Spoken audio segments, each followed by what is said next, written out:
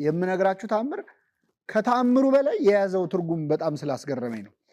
ነገሩን የነገረኝ ሊባኖስ ሀገር ሄጄ አንድ ኢትዮጵያዊት ያገባ እና ከእርሷ ልጆች ያፈራ አንድ የሊባኖስ ሀገር ዜጋ ሰው ነው። ካቶሊክ የነበረ ወደ ኦርቶዶክስ የተመለሰ። የልጁ ስም ሻርቤል ካልተሳሳትኩ ሻርቤል ይባላል። ምናልባት ይህን ቪዲዮ ካዩ በኋላ በእርግጠኝነት አዎ የገጠመኝ ይሄ ነው ብሎ ማብራሪያ እንደሚሰጠኝ ተስፋ አደርጋለሁ። የልጁ ፎቶ ነው እኔ ጋር ያለው። ከዓመታት በፊት ነው የሄድኩት እዛ ቦታ እና ምንድን ነው የነገረኝ፣ ቅዳሴ ላይ ሚስቱን ይዞ ይመጣና እሱ ካቶሊክ ነው፣ እሷ ኦርቶዶክሳዊት ነች። ልታስቀድስ ስትመጣ ይዟት ይመጣና ጥሏት ማለት ነው በመኪና ይሄዳል ወደ ሌላ ቦታ። ከዛ ወደ ሌላ ቦታ ሄዶ ቆይቶ ቅዳሴ ሲያልቅ መጥቶ ፒክ ያደርጋታል። አንድ ቀን ግን በጣም አመማት፣ በጣም ጤናዋ ታወከ እና ሲታወክ ቤተ መቅደስ ይዟት አብሯት ገብቶ ማስቀደስ ጀመረ። ቆሞ እያስቀደሰ እሷን እጇን ይዞ ካሁን ትወድቃለች በሚል ስጋት ማለት ነው አብሬያት አስቀደስኩ። ይሄ እሱ የነገረኝ እንደምነግራችሁ እና ከዛ መጨረሻ ላይ ለምን እንደተመለሰ ወደ ኦርቶዶክስ ቤተክርስቲያን ነው የሚነግረኝ። ቅዳሴው ካለቀ በኋላ በጣም እግዚኦታ ከተባለ ጀምሮ ከእግዚኦታ ጀምሮ በጣም እየከበደ ይመጣል። የሆነ መንፈስ አለው እና በጣም ልቤ እየተጨነቀ መጣ። የሆነ በቃ ቤተ መቅደሱ የሆነ ነገር እንደሞላው ይሰማኝ ነበራል። ከዛ በኋላ ቅዳሴ ተደርጎ እግዚኦታ ተብሎ ቁርባን በሚወጣበት ሰዓት ወደ ቁርባን ይዘው ወደሚወጡት ካህናት ስመለከት አለ ሰራዩ ካህን ዋነኛው ቄስ ሆኖ የሚቀድሰው ፊቱ እንደ ፀሐይ ያበራል አለ እና ፊቱን ማየት አቃተኛለ። በጣም ፈራሁ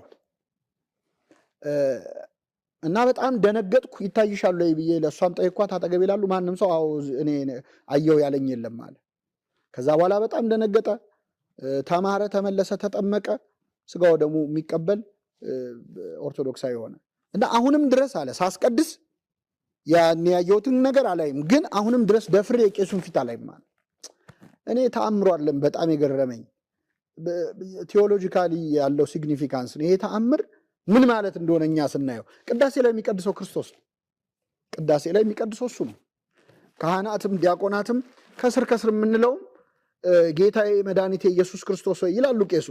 እኔ እዚህ ቆሜ የምቀድሰውንና አብሮኝ የሚራዳውን ካህን ስጋና ደምህን እንደገነዙ እንደ ዮሴፍና እንደ ኒቆዲሞስ አድርገን ነው የሚለው ካህኑ። ዓርብ ዕለት ስጋህን ደምህን እንደገነዙት እንደ ዮሴፍና እንደ ኒቆዲሞስ አድርገን ነው የሚሉት። ምክንያቱም ህብስቱና ወይኑን ወደ ስጋው ደግሞ የሚለውጠውና የሚያቀብለን ክርስቶስ ስለሆነ ማለት ነው። ስለዚህ በእውነት እኔ አንድ ሰው ቅዳሴ በትክክል አስቀድሶ ተገኝቶ ቤተ መቅደስ የታቦቱንም የቅዳሴውንም አገልግሎት ከተረዳ በኋላ ከዛ በኋላ ከዚህ ቤተክርስቲያን ቢወጣ አውቆ ወጣ ለማለት ይቻላል። አንድ ቀን ስናስቀድስ የሚሰማንን ስሜት እንኳን ስንቀድስ አይደለም ስናስቀድስ የሚሰማንን ስሜት መንፈሳዊ ከፍታ። በነገራችን ላይ ቅዳሴ ማለት ማስቀደስ ማለት ኢሳይያስ ያየውን ራእይ ቆሞ ማየት ነው። ሰማይ ተከፍቶ እግዚአብሔርን ከፍ ባለ ዙፋን ላይ ተቀምጦ አየሁት አላለም? እኛ እግዚአብሔርን ከፍ ባለ ዙፋን ላይ ያየነው በታቦቱ ላይ ነው። ተመለከትኩት፣ ወዮልኝ ከንፈር የረከሰልኝ ሰው ነኝ ብዬ ተንቀጠቀጥኳል። እየበረረ መጣ። ቅዱስ ቅዱስ እያሉ ከሚያመሰግኑት አንዱ በጉጠት እሳት ይዞ መጥቶ ከንፈሬን ተኮሰልኛል። ቅዳሴ ላይ እንደ ኢሳይያስ ነው እኛ የምንቆመው። ከንፈራችን የረከሰብን ኃጢአተኛ መሆናችንን አምነን ማረን ይቅር በለን እንላለን። ሱራፊ በሮ መጥቶ በጉጠት ከንፈሩን እንደተኮሰው በሱራፊ የሚመሰሉ ዲያቆናት የክርስቶስን ስጋና ደም ፍም የተባለው ስጋውና ደሙን አምጥተው ይተኩሱናል። ኃጢአት ተወገደችልህ አለኝ ይላል አይደል? የልጁ የኢየሱስ ክርስቶስ ደም ከኃጢአቱን ሊያነጻናል። የኢሳይያስን ራእይ ቆመን ማየት ማለት ነው። የኤማውስ መንገደኞችን መሆን ማለት ነው ማስቀደስ። አብሯቸው መንገድ ላይ ሄደ፣ አስተማራቸው። መጀመሪያ አላወቁትም፣ ተዋወቃቸው። ከዛ በመጽሐፍት ስለሱ የተነገሩትን ተረጎመላቸው። መጨረሻ ቆርሶ ሰጣቸው፣ አይናቸው ተከፈተ። የኤማውስ መንገድን ማየት ከፈለጋችሁ ኑ ቅዳሴ ላይ። ቅዳሴ ላይ ልክ ክርስቶስ መጥቶ እንደተዋወቃቸው ሁለቱን አርድእት ይተዋወቃቸዋል። ግብአተ መንጦላዕት ላይ ይተዋወቃል፣ የቅዳሴው መግቢያ ክፍል ላይ። ከዛ መጽሐፍትን ይተረጉምላቸው ነበረ።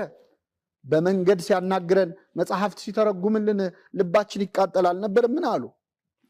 ልባችሁ እንዲቃጠል የምትፈልጉ ኑ እናስቀድሱ። ቅዳሴ ላይ ነው ልብ የሚቃጠለው።